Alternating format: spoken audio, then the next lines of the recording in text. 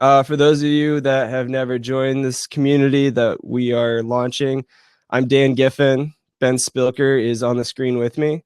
What's up? And we are launching in May a membership website called Live Producers Online. So the launch date is in May 3rd. We're going to have membership access for people, $12 a month, unlimited courses. We're going to get you to have new courses from other producers other than just Ben and myself. We're talking to some really talented people around the world right now, developing courses for beginners, for experienced users. We're going to have what's called producer sessions, which I'm really stoked for, which means you're going to have like producers that have been using Ableton for a while that are professionals, and they're going to be able to screen capture what they're doing. So you can kind of watch their workflow in the moment as they're creating or mixing their music. And that's a really good way to learn from them. We'll also have like an intro to Ableton course. We'll have a DJing course. We'll have a music theory tips and tricks course, similar to some of the things Ben showed. And we'll also have more growing courses every month. We'll have instant chat, which is our office hours. So people who have questions, who want to get feedback from other producers, the producers are going to be available multiple times a week. So you can go in and just ask them any question. We'll have downloads. So we'll have like practice projects and things for you guys to work on, sample packs and things that we'll be uploading.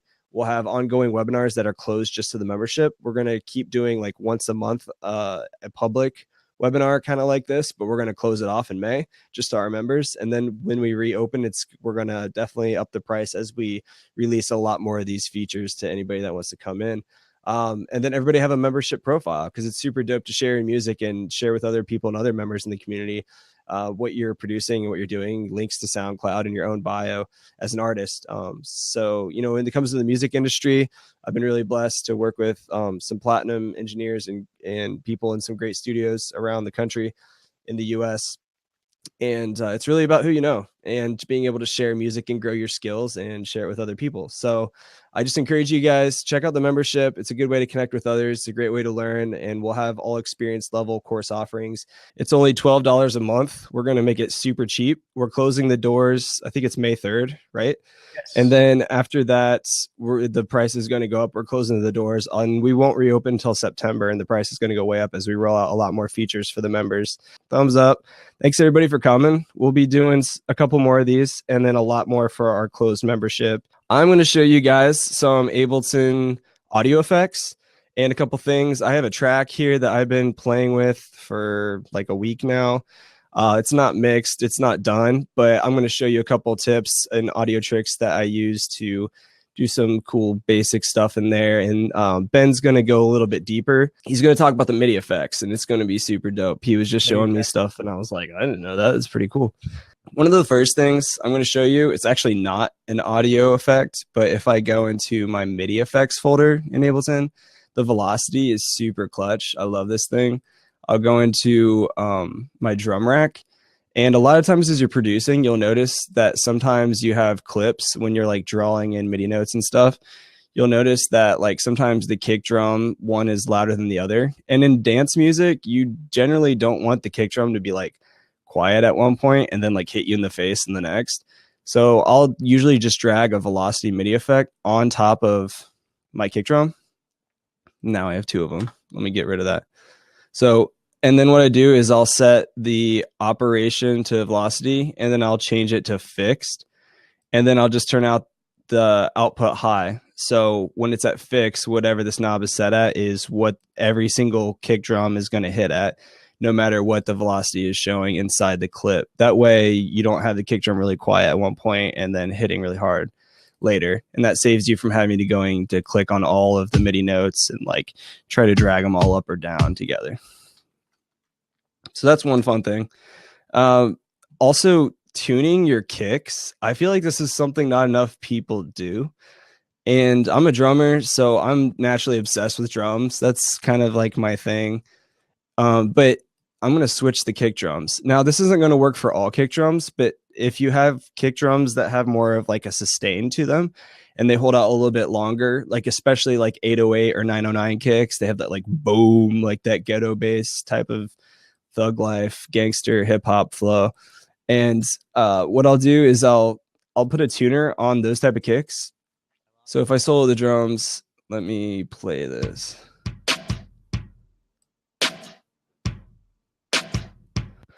And it might not be super easy to hear right now, but you can see with a tuner, if you go into Ableton's audio effects and I grab a tuner down here, I just drag and drop it on top of the kick drum, this guy. And then I can go in here and you've got two different views with the tuner. So I'll set it to the second view. And when I hit play, you'll see what it's reading out over here.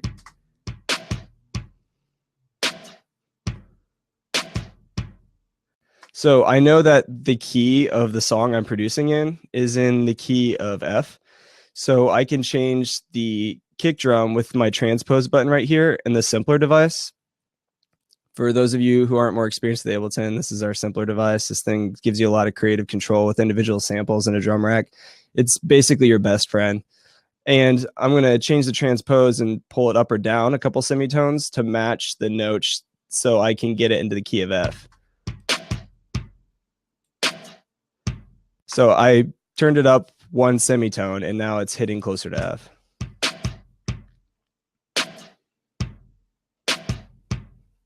And it's just going to sound more natural in your song. And I don't go crazy about tuning like everything in the world because that's just kind of overkill. But definitely tuning your kick drum and some other like percussive instruments can kind of go a long way and makes everything sound more natural. So tuner, velocity, those are going to be your friend. Also using the simple delay. There's a lot of ways you can use simple delay. Oftentimes people put them on the return tracks and they'll send individual instruments to it so you can get the dry sound of it and then that cool wet sound of that delay. But what I'm going to do is I'm actually going to use it on my guitar, and I'm not going to use it to have delay so it's like repeating the sound over and over. I mean, I almost knocked over like my lemonade all over my keyboard. That was the scariest moment. If I had a stroke just now. I was like, no shit. Anyway, so I'll go into the guitar track and I've got this simple delay, but I'm not using it as like your typical delay that has repetitions, right? I'm actually going to use it just to spread the stereo width of this guitar. So if you guys are wearing headphones, this entire webinar is going to be like way better for you and you actually understand and hear little things that we're talking about, especially for this. So it sounds really mono, like it's just mono meaning like one signal path. And I want the guitar to sound wide. So good mixing engineers won't just consider everything just sounding good, but you start spreading the differences with EQ and stereo, thinking about what should live in the middle of the mix and what should live on the sides of the speakers. And that's going to make a huge difference. So for this, I want the sound to be really wide. I want the guitar to be really spread. Simple delay. I'm going to turn off sync. So they're both set to time. And I'm going to turn the dry wet all the way up. And I'm going to pull one at a time all the way down to 1 millisecond. So it's super fast. And I'll take the other one and set it around like 25 or 30 and pull the feedback all the way down. And now let's listen to the difference. So if I turn it off, let's listen again, and then I'll turn it on.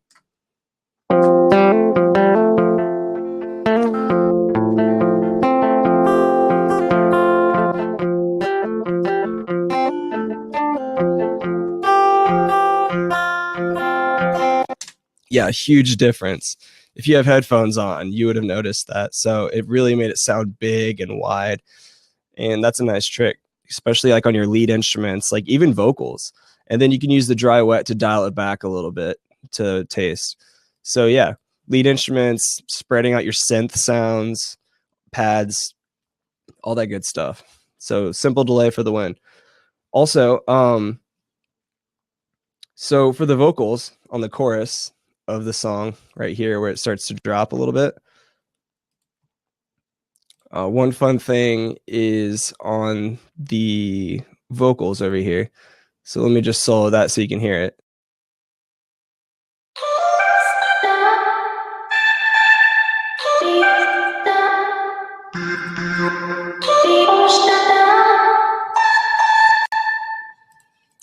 And give me 1 second. I actually need to switch the kick drum back real fast. All right, now let's try it. So there's something called side chaining. So if you drag one of Ableton's compressors on a track, you can side chain instruments. And basically side chaining means that you can assign the compressor to make an instrument that the compressor is living on duck out of the way from another instrument that is playing at the same time. So for example, what I did is in this compressor, this is what it would normally look like. I open up this window, turn on sidechain, and I routed the audio with the drum rack, and I set it to the kick drum. And then I set the ratio around like 5 or 6 and the attack to be pretty quick. And I'll set the release somewhere around like 200 milliseconds. And then I pull the threshold down. And what I'm doing here is I put that compressor on my return track behind my reverb. And what it does is when I send this vocals, so what I'm doing is I'm sending the sound of this vocals to the reverb. What it's doing is it's basically causing the reverb to jump out of the way. So it's creating this expressive kind of sound with the vocals. So you can hear the dryness of the vocals, but you're also getting this pumping ambient sound that's happening behind it. And so let me turn it off. If I turn it off, it's going to sound washed out. But when I turn it on, you'll notice that pumping sound. So let's listen to it.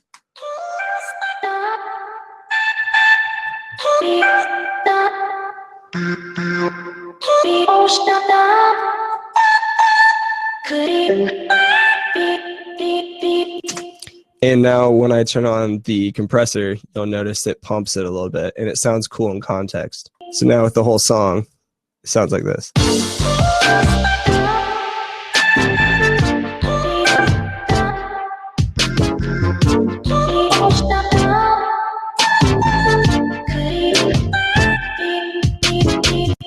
So that's a fun trick. You can do that on delays. You can do that on anything on a return track, but sidechaining things are a really fun way to make things duck out of the way.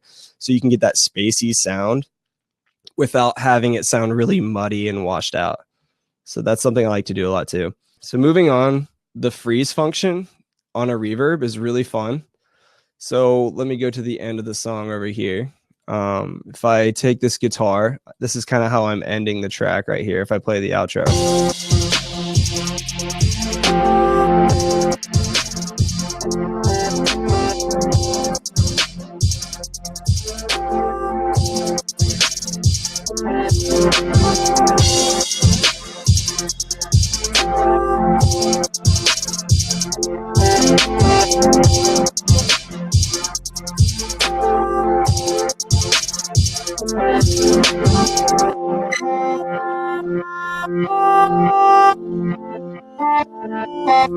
So if I want to end this song with that guitar, one thing I could do is I could throw a utility on it. A lot of times people, or I would say in a better way, that a lot of the best producers today are really good with automation and creating movement within the song. I find that when a lot of people who automate volume, so they're fading out the song on certain tracks or they're fading them in, I find that there's going to be a point in time when you want to adjust your volume. So if automating your volume, your track volume is going to cause you to be limited, because if you want to change it later, it's already automated. You have to change that. So I like to automate the utility on a track instead. So for this, I'll just automate the gain, and that way I don't have to automate the volume. So if I click on the gain knob on the utility, that's basically just a volume knob. That's all it is. It doesn't affect the sound at all. So I could just fade it out by just doing automation on the utility, and that frees up me to turn up or down the track over here. So that's a fun thing to use the utility for. But one thing I really like to do is messing with the freeze function on the reverb. And so one thing that's really fun is to automate the dry wet knob while freeze functioning reverb. So one cool way is to space it out. So if I wanted to turn on this reverb, this is just a basic reverb, I really haven't done anything to it. Yeah, so then I would just hit play. And when you hit freeze, it's going to capture that sound that's happening in real time being played on this guitar. So let's just listen. And if I hit the freeze function right here, and I turn up the dry wet of the reverb, and it's going to keep that pad-like sound for forever and ever. You can hear it. It sounds really pretty. And then if I turn on the dry wet, now that the guitar's not playing, you're not going to hear anything. It just kills the sound.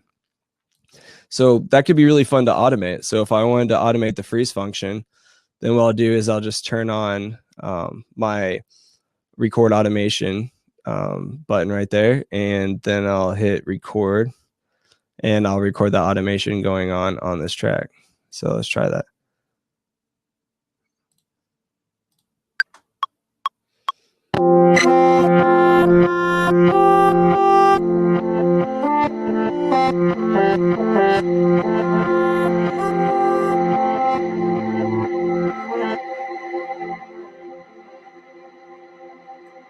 And then that's just a cool way to fade it out. So I could adjust that later in the way I want it to be.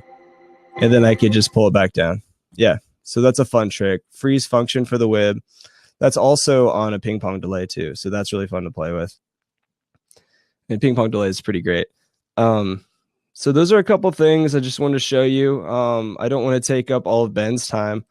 There's a million audio effects in here you can play with, just an endless amount of fun toys and stuff. Using the pedal from the update to 10, it's a new audio effect. Pedal is really fun. I find that when I use it, I always put my distortion or saturation before my delays or reverb.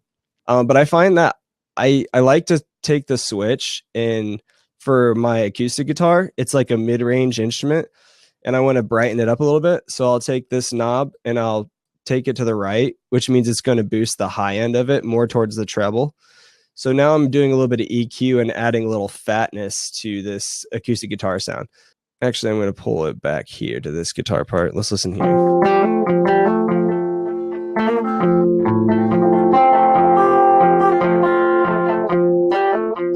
And when I turn on pedal, it's usually pretty aggressive. I don't mess with the gain a whole lot unless you're really trying to smash and distort the sound of it. But I'll generally turn down the bass a little bit for this guitar, and I'll turn up the mids a little bit, and then I'll turn up the treble quite a bit more. And I'll turn on sub, and what that's going to do is it's going to give a little bit of a low end boost to kind of fatten up that low end, which is why I duck the bass a little bit. And then you got 3 flavors of pedal over here: distort and fuzz. I usually go with overdrive, the ODing on the pedal, because it's pretty awesome. And then I'll just kind of hit play, and I'll pull back the dry wet, and then play with these knobs to find a happy mix between the treble, mid, and bass.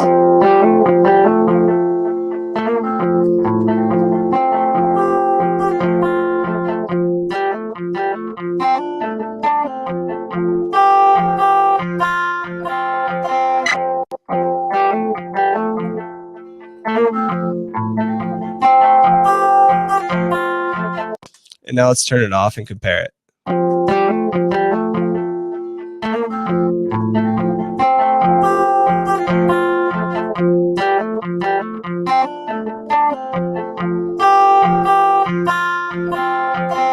And it gives it a fullness, a fatter sound. And like I said, if you don't have headphones or speakers right now, you might not notice a huge difference.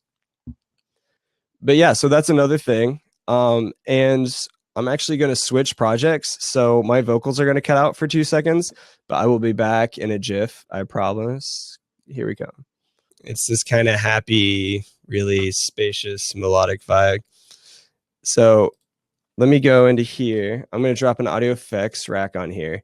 And this is a fun thing I do on a lot of pads or synths, and it creates this kind of movement. So I'm going to play with the auto filter, and I'm going to create subtle movement with this pad with almost kind of a sweeping sound, just for a cool effect. And then I'm going to mess with it some more.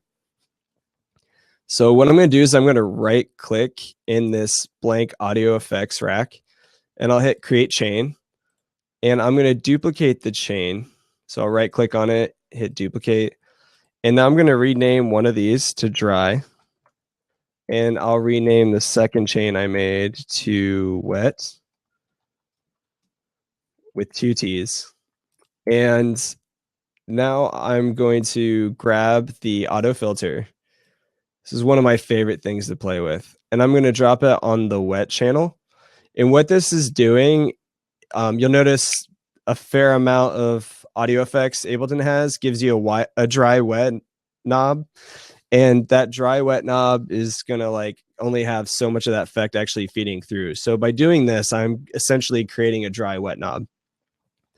And so I don't want the full filter effect. But what I'm going to do is I'm going to kind of grab it in here. So let's listen to what it sounds like with just this.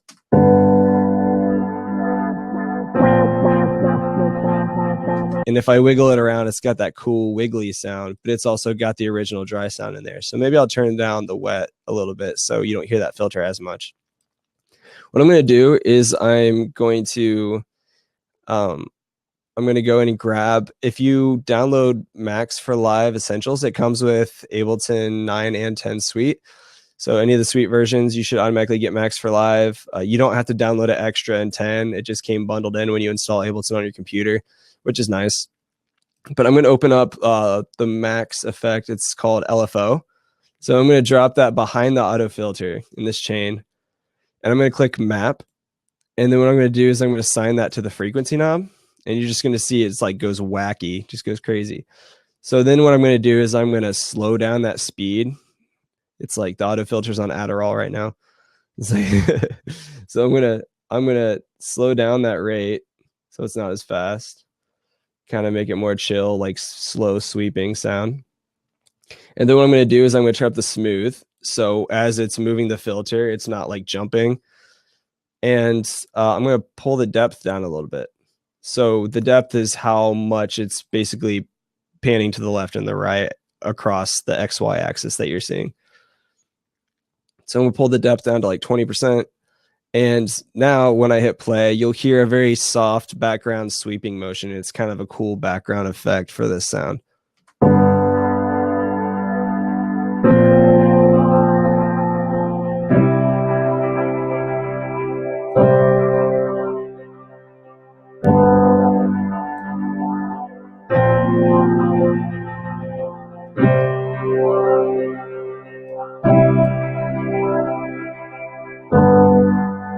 Yeah, it sounds a lot like a phaser. Yeah, basically just made a custom phaser kind of sound.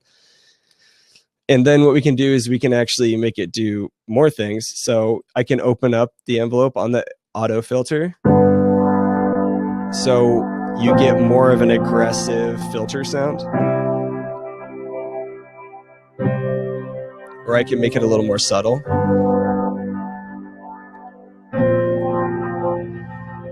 And I can also choose to make it go to the rhythm of the song as it's playing. So let me launch this drum beat. Let me hit this drum beat sound. Let's hear what it sounds like.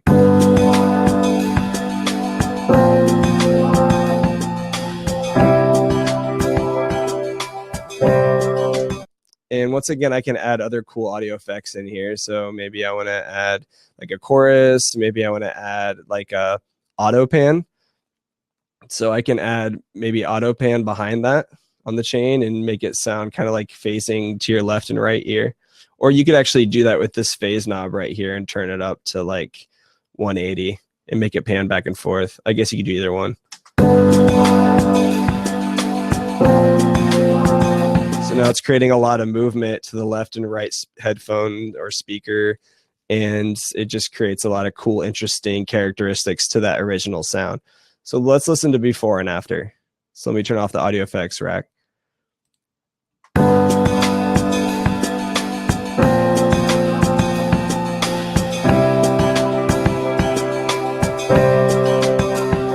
And now with it.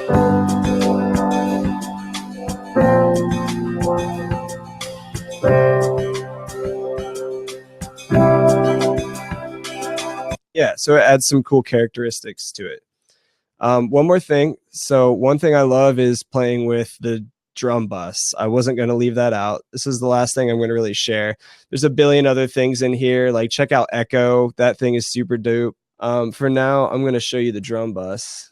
And so let me grab the drum bus. This thing's cool for more than just drums. Like it's awesome for throwing it on like keys, like Ableton's grand piano, even synths and bass. I'm actually going to show you guys in a second how to create a bass sound using the drum bus with your kick drum. So really you can turn your kick drum into like an actual bass. So let me throw the drum bus on here. I'm going to pull it on the drive. I'm not going to usually drive it harder than like 10%. It's pretty aggressive unless you're going for that sound. And I'll turn on the compressor. And when you turn on the compressor, it's automatically going to get a lot louder. So let's listen to it dry before we turn on the drum bus.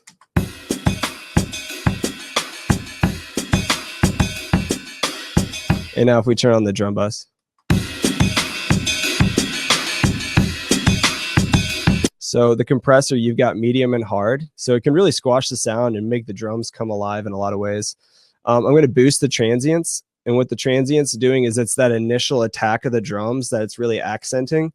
So it makes it punch a little harder through the mix. It sounds a little more aggressive in the initial attacks of the drums that are hitting.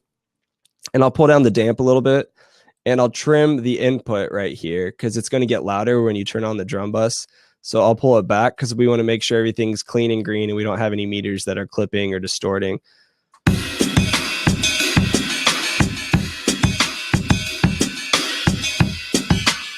And now I'll turn it off.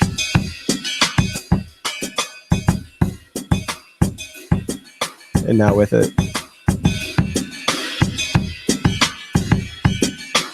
Yeah, Kenny says drum bus. Right, dude. I love this thing. It's so fun. All right. And then you can add crunch. It's just like makes it really crunchy. If you want that like really raw, dirty sound. But anyway, so then I can turn up the boom. And this is where it gets really interesting. So you can actually tune your drums, essentially tune your drums in some ways using the drum bus. So right now I can see this ambient keys sound we have is in the key of C. So using my drum bus, if I hit play and I turn up the boom, then this fixed frequency is going to change the key and the low end on that fixed frequency sound. I'm not going to go too much deeper than that. This webinar is more for like kind of intermediate users of Ableton. So hopefully you have a basic idea of what EQ is and stuff. We'll be doing more webinars for like beginners and other stuff, especially for our members, and a lot more advanced things as well with that. But if I go into frequency, I can set it to the key of C. So I'll change my frequency until down here at the bottom it says C1. So right now you can see right here it says C1. And I can turn on the headphones and I can hear just that specific frequency. Now if I turn up the boom, you're going to hear that frequency set right now, 65 hertz, be really accented.